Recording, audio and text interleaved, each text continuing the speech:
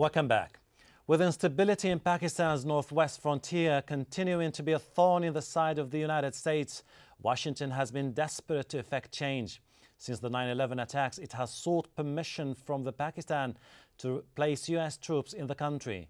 Yet President Musharraf has repeatedly rejected these requests as a violation of Pakistani sovereignty. Then, just last week, Pakistan allegedly rebuffed a secret U.S. request to increase the number of CIA agents working in the country. Still, this hasn't meant Pakistan has shunned all U.S. demands. On Sunday, a top al-Qaeda commander is believed to have been killed when a missile fired by a U.S. drone hit his Pakistani hideout. However, neither the U.S. nor Pakistani officials have been able to reach the area to identify the body of the alleged al-Qaeda leader. Winning hearts and minds appears to be Washington's game, but it's no easy task. Hostility to the U.S. has deep roots in the tribal areas. Again, getting the aid to those who need it most is complicated by the deep distrust between the government and the tribal leaders. Joining us again are our guests, in London, Shahid Qurashi, in Washington, D.C., Hasib Humayun, and on the phone from Naples in Florida, John Esposito. Mr. Shahid Qurashi, the demand by the U.S. to expand their operations in Pakistan has been refused by President Musharraf. If he continues his rejection, will the Americans heed his decision? Well, I think the Pakistani input into the American policies is quite significant. For example, the wife of Pakistan's Foreign Secretary, Mr. Riaz Muhammad Khan, is reportedly working in the U.S. State Department, which is a great conflict of interest, and which seems the other side is that they're quite close into foreign policy and foreign policy decisions. I'd like to make one point is that the Americans are quite concerned and showing interest into the Pakistan's tribal areas and how the people over there are thinking. I think it's very important for the Americans to think about what the Americans are thinking in their own country, how they are living. They are living in a phobia, they're sort of in a fear, basically, and that is created in the name of war on terror, basically. But at least they have had experience in Afghanistan with the Afghan tribes. Mr. Hasib, what lesson can they learn from the Afghan experience? In relation to this specifically? Exactly. I think what we need to understand is there are two different issues. There are two different ways of dealing with them. When in Afghanistan, the United States forces were welcomed there. If we go back to 2001, they were seen mostly as a welcome force to sort of and the destabilization of Afghanistan and what was pretty much a Taliban occupation of Afghanistan. They were not elected. They were not there out of popular acceptance or anything. They were just ruling by a strong hand. So that's over. But when it comes to the tribal areas, and if the U.S. if there is need for U.S.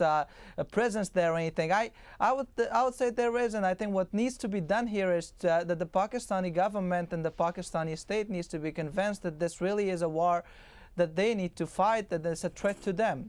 They have increasingly, there's a lot of suggestions and a lot of reporting that's being noticed now, and that this is really not America's war, but that rather it's a war there's another side, between radicals and between radicals and moderates in the region. And at the end of the day, it's the regional forces and it's the locals who will have to win it. They have to just take initiative. There's another side to that story at the same time, Mr. Esposito. The Americans in Afghanistan and Iraq said we need to reach out to ordinary people.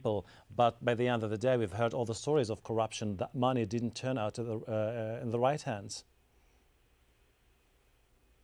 I think that my sense of it is that the real issue that's related to this is the fact that both the Americans and the British, for example, promised quite a few years ago that they were going to put in significant economic and educational aid into places like Afghanistan and Iraq. And the simple fact of it is that that has not been done nowhere near as compared to the enormous amounts of money that have been used for military measures. And I think that in the tribal areas, if one is going to talk about winning the minds and hearts, that is a long-term process. The short term may be military action continued, stepped up. But in terms of change, that's going to require major funding, and the U.S. and the international community can help. But Mr. John, there are going to have to be credible Pakistani partners. What intrigues me personally is that when you take a decision, you bear in mind that you have to bail out your ally. The Americans' main ally in Pakistan is Musharraf. He's isolated, unpopular, and he's vulnerable. What will be the price if he caves into the withering U.S. pressures and just let them operate in Pakistan, Mr. Qurashi? Well, I think it's very important. It's a very good question, Hashim. I mean, the Americans are in a sort of habit of putting too much pressure on their friends. If you look at the historical, into historical perspective, the policy of do more is never ending. And I think the Americans not only should listen to what Pakistanis are saying, but they should also listen to what British are saying to them. British policy in Afghanistan was they were having local agreements with local Talibans, and for example in Helmand area where there were problem of the mining of the uranium in the area, and the Americans came up to take over the mine. But the British policy is sort of you can have a local agreement and have a local peace plans with the Taliban. And as your guest in Washington suggested that the Talibans were unelected. So if a country have an unelected government, does it mean that any country can go and invade and occupy that You're country? saying that it's going to be a difficult task. Mr. Hasib Humayun. We need to facts. Yes. Go ahead, go ahead. What were you trying to ask, please? Do you think that the American initiative now has the potential of success in the tribal areas? I think Mr. Esposito pointed out that it would really come down to the vehicles of delivery as to who is going to disperse these funds in the areas.